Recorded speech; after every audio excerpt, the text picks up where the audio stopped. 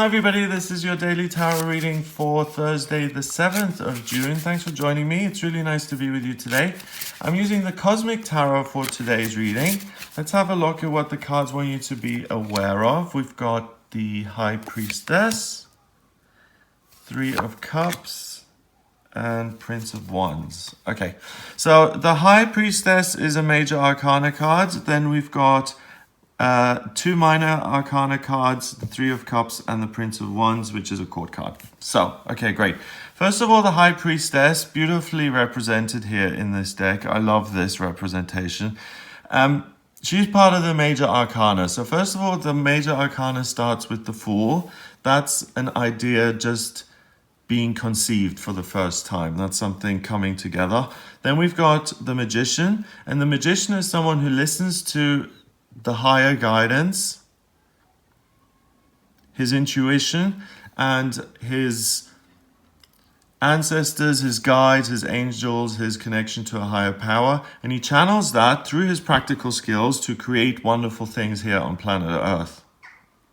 After the Magician, we've got the High Priestess, and the High Priestess is that place of knowing all things. It's the Akashic records, it's the collective unconscious. It's that pool of knowledge that we all have access to, which really gives us insight into anything that we could possibly want to know. It's the Alpha and Omega. It's beyond fear because it's faith, it's constant and consistent, and the waves keep on rolling with the information and the spiritual energy that's kind of inherent in the High Priestess, and she's someone who's constant. She's a very ethereal figure because you can't really capture her. That collective unconscious is always kind of under the surface or just above you if you feel it that way, but it's kind of elusive because we all have to kind of practice and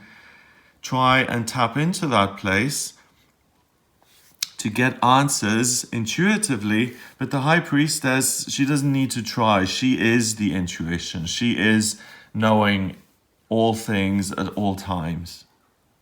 So the High Priestess here really represents that, one, you're completely in touch with your own feelings.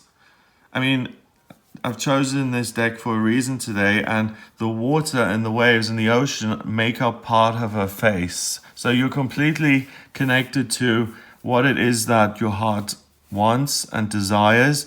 You're completely balanced in your faith, and I know this is sunlight, but it almost seems like your crown chakra being activated, because that's also what's happening here. You've got this infinite pool of knowledge, but also here you've got the crown chakra, which is alive and which is bringing this sunshine down and feeding and nurturing the High Priestess. So you can trust yourself, you can trust your intuition, you can trust your gut feeling. If you meet someone new, if you start a new business, if you're going to sign something, close your eyes for a second and just ask yourself, how do I feel about what I'm doing right now? And if you get horrified or scared or this is going to fail or excited or yippee hooray, this is great, then it's really important to listen to that guidance and say, okay, but I'm having second thoughts if the message is bad. Like if you close your eyes and you tune in and you're just about to sign something to say that you're going to be a partner in a business, and you get the worst feeling and you have almost a vision of bankruptcy and things going wrong and constant arguments, then it may be very, very difficult to act on that intuitive impulse in that situation, because you'll be around other people who've all just signed. And then you just suddenly out of the blue say, hey, hang on a minute, I don't want to sign this. It's going to be super, super awkward. And a lot of people dismiss their intuition because of that and say, well, I've come this far and I don't want to embarrass myself, so I'm just going to sign the paper. What I'm saying is that it is much better to be a little bit uncomfortable in that kind of situation rather than picking up the pieces and the $1 million tax bill and the ruined lives and all of that a business can create. So trust your intuition today, really important. The High Priestess is with you, and she is the oracle. She is the all-knowing source of everything. So if something is going awry today, or you don't know what's going on, say, High Priestess, get out your encyclopedia, please, and look this up for me. I really need an answer. I need some help. Three of Cups is a new beginning. It's a celebration. Usually it's three women having a party together, cheersing each other, and they have abundance around them, so it's happiness. But in this case, it's more about love. It's more about connecting with another person. It's about feelings just flowing like waterfalls. It's very dramatic. We're in a time at the moment actually also of Venus in Cancer. So Venus is very, very expressive and loving and nurturing and caring and kind. So that's the High Priestess. Usually I wouldn't associate with water, but because it's represented like this in this deck, we've got water here, we've got water there. Loads of feelings, loads of emotional stuff coming to the surface, even from sources that you wouldn't expect.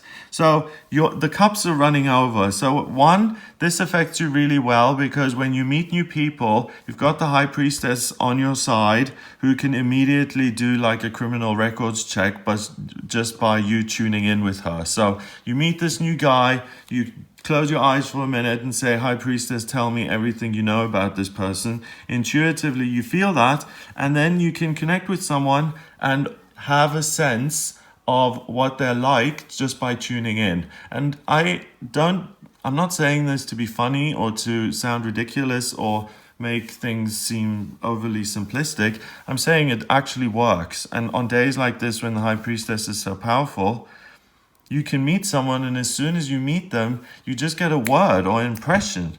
You can shake someone's hand and get the word dishonest. And you know that that person then is someone to watch out for and to be careful with in your dealings. And they may turn out to be dishonest. So use your judgment and intuition. But because of this combo, the way it looks to me is that you have a new beginning in love and romance. Because you're such a good judge of character today, you allow someone else in your life and you have a new start in terms of a relationship. But we also have the Prince of Wands here, and the Prince of Wands is, he's the ultimate attractive young man, so the archetype of what we define as beautiful here on planet Earth. The Prince of Wands certainly meets those kind of criteria. He's tall, he's strong, he's got long blonde hair, he's got a shield there, he's ready to protect what he believes in, he's truthful, all of that. Prince of Wands is someone like the Knight of Wands who's trying to manage the energy. So the Prince of Wands is super creative. He's on the search to discover what his life purpose is. And all the Leo here, he wants to be in the spotlight and he wants to become an expert at something. He wants to have fun along the way and to have relationships and to connect with other people. Family and things like that are important. But fundamentally, what's really important with the Prince of Wands here is putting himself in the spotlight and finding some sort of career path that's going to allow him to perform or to be a leader or to be someone who motivates others or who protects others. Leo is also the sign that's ruled by the sun. The sun is energy, it's happiness, it's warmth, it's life. This young guy is really a positive sign. On the downside, the Prince of Wands, if he can't control the energy and if things don't go his way, there's anger and there can be frustration and throwing your toys out of the pram and temper tantrums, things like that. But on this day, I really think he represents something else. I really think he represents the other person. I really think the other person that someone like the High Priestess would be looking for, or that a female would be looking for, or a male would be looking for. So I think this is the boyfriend, the husband, the partner. That's what the Prince of Wands represents to me today, an actual person. So it's interesting because I have been talking about the energy of love and romance so much lately. It's starting to kind of be a little bit strange because I keep getting the same message over and over again. If you trust your feelings today and allow someone into your life based on that, internal emotional detective work that you do on that person, you let the walls down, you let someone into your life, there's the real potential for that to be your soulmate, your kindred spirit, and the love is overflowing, and it could appear as an actual person today. So it's not so much about being